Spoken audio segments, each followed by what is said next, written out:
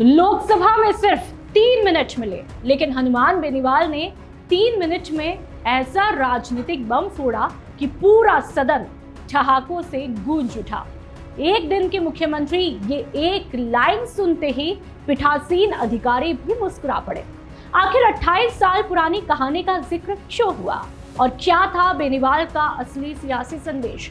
पूरी inside story आपको बताते हैं। लोकसभा का माहौल बेहद गंभीर था।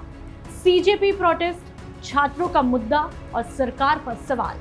लेकिन इसी बीच राजस्थान के नागौर सांसद हनुमान बेनीवाल ने ऐसा राजनीतिक तंज कसा कि पूरा सदन कुछ ही पल के लिए हंसी से गूंज उठा। मामला सिर्फ एक मजाक का नहीं था, बल्कि उसके पीछे छिपा था एक बड़ा राजनीतिक संदेश। बेनीवाल को बोलने के लिए सिर्फ 3 मिनट का वक्त दिया गया और यहीं से उनका गुस्सा सामने आया। उन्होंने कहा कि जो सांसद देर रात तक सदन में मौजूद रहते हैं, छात्रों की आवाज उठाते हैं और सड़क से लेकर संसद तक संघर्ष करते हैं, उन्हें सिर्फ 3 मिनट देना क्या न्याय है? यहीं से बेनीवाल ने सीधा जम करके निशाना साधा। सर, आपसे सुनिए मेरी बात, रात को 12-12 बजे तक हम बैठ के और आपका कोरम पूरा करते हैं और आप 3 मिनट, 5 मिनट, 8 मिनट आप चलिए बोलिए। और जो लोग इस आंदोलन से सीधे जुड़े हुए हैं, जो जंतर मंतर भी गए, खाली रील बनाने के लिए नहीं आया था हम इसके अंदर, जंतर मंतर पे थे, यहाँ पे थे, वहाँ पे थे, सब जगह तमाम जगह लड़ाई लड़ी। तो आपको कम से कम जो नौजवान नेता सड़क से लेकर सदन तक लड़ता है, उसको टाइम देना। फिर आया वो पल जब बेनीवाल ने पीठासीन अधिकारी जगदंबिका पाल की तरफ देखते हुए कहा, जब आप एक दिन के मुख्यमंत्री रहे थे तब आपने अच्छी व्यवस्था कराई थी। बस इतना कहते ही सदन में ठहाके गूंज उठे।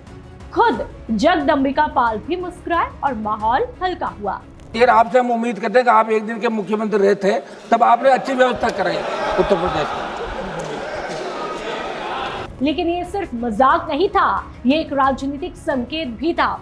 असल में बेनीवाल ने 1998 का वह चर्चित अध्याय याद दिला दिया, जब उत्तर प्रदेश में राजनीतिक उथल-पुथल के बीच जगदंबिका पाल मुख्यमंत्री तो बने, लेकिन उनका कार्यकाल महज 31 घंटे ही चल पाया।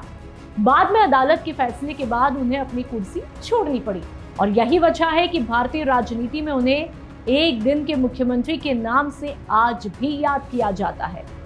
लेकिन बेनीवाल का असली निशाना कुछ और ही था।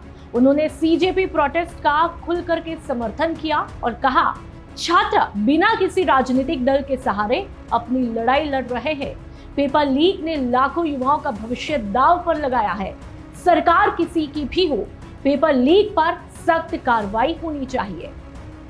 बेनीवाल ने यह भी कहा कि वे जंतर मंतर रील बनाने नहीं, बल्कि छात्रों के संघर्ष में शामिल होने गए थे।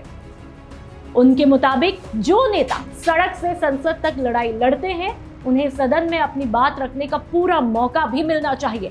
तो सवाल यही है, क्या हनुमान बेनीवाल का ये तंज सिर्फ हल्का फुल्का मजाक था या फिर संसद के अंदर सरकार और व्यवस्था दोनों को दिया गया एक राजनीतिक संदेश? आपकी राय क्या कुछ है? क्या बेनीवाल की मांग सही थी? कमेंट में जरूर बताइए।